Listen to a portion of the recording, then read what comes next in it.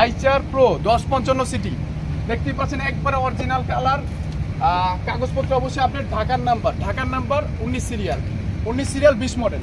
আচ্ছা, এই সেট থেকে দেখাবো,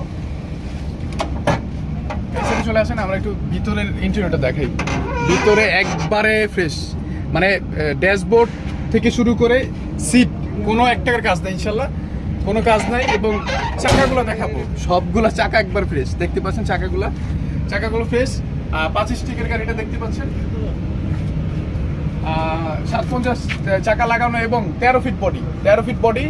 আপনারা যারা 6 টন 7 টন মাল ক্যারি করতে চান তাদের জন্য এই আইচার গাড়িটা ভালো হবে।